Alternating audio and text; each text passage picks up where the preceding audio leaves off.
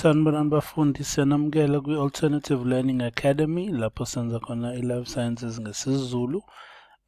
Into esoqhubeka nayo njengamanje i-DNA double helix ukuthi yakheka kanjani ukuze ibe ile shape le. Uma ukuthi khona la usala khona siyarecommend ukuthi uyiqale kabusha i-lesson yakho. Noma uyipause ivideo uyimise uhlehlise uphinde uyilalele futhi ngasonke isikhathi uhlezi ubhala phansi uhlezi mawufunda nje uphathe ipen nephepha ukuze ukwazi ukwenza ama notes uyibhale phansi lento oyizwayo ukuze uyibone. Okay, ukuze kwakheke i-DNA ibe ile shape le nesikhulume ngayo lana before ukuthi i-double helix ukuthi i-step esi-double kumele kusetshenziswe ama building blocks noma izinto zokuyakha esiyibiza ngama-nucleotides, akhiwa ngama-nucleotides. Now i-nucleotide iba nama-parts awu-3. Ipart yokuqala siyibiza nge-phosphate group, ipart yesibili siyibize nge-pentose sugar. I think lana kuzomele ngivele ngibhale ukuthi deoxyribose sugar. Alright, bese kuthi eyesithathu kube i-nitrogenous base or nitrogeneous base.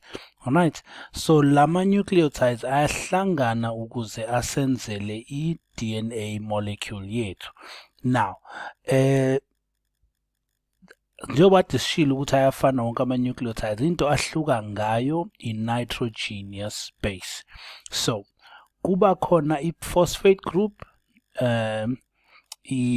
pentose sugar, which in this case kuba i-deoxyribose sugar, bese kuba ne-nitrogeneous base adenine, kube khona u-thymine, kube khona u-cytosine, kube khona u-guanine.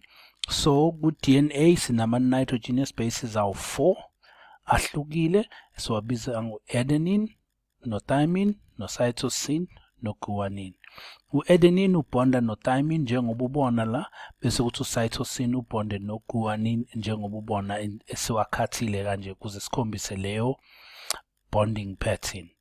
Okay, so nalokhu ungakubhala phansi exercise lakho wenze sure ukuthi uyakhumbula ukuthi u-adenine no-thymine bahamba ndawonye, u-cytosine no-guanine bahamba ndawonye ngaso sonke isikhathi.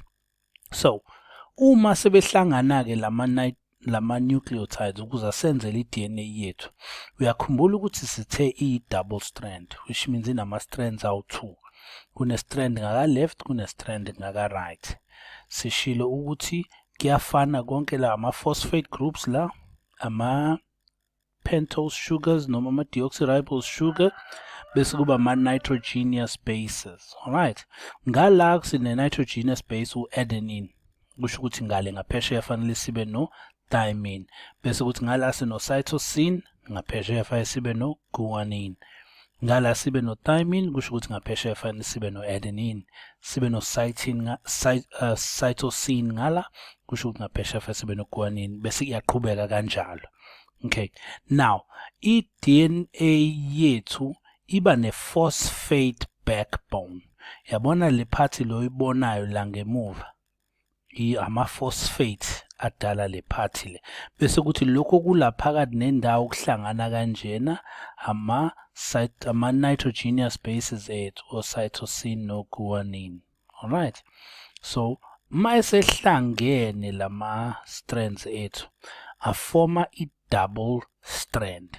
Yabo i-strand saka-right ne-strand saka-left kuhlanganile ukufoma i-double strand. Kuhlanganiswa yini? And libalulekile leli gama, ama-weak hydrogen bonds. Ama-weak hydrogen bonds, libalulekile lelo gama, so ulikhumbule ngaso sonke isikhathi. Once kwahlangana kanjena kwaba i-double strand, kuzobe sekuyatwisteka-ke kufome i-shape le esiyibiza nge-double helix. Okay, okulandela lana-ke sizokwenza ama-questions ukuze sibone ukuthi le information okade uyifunda uyizwile yini.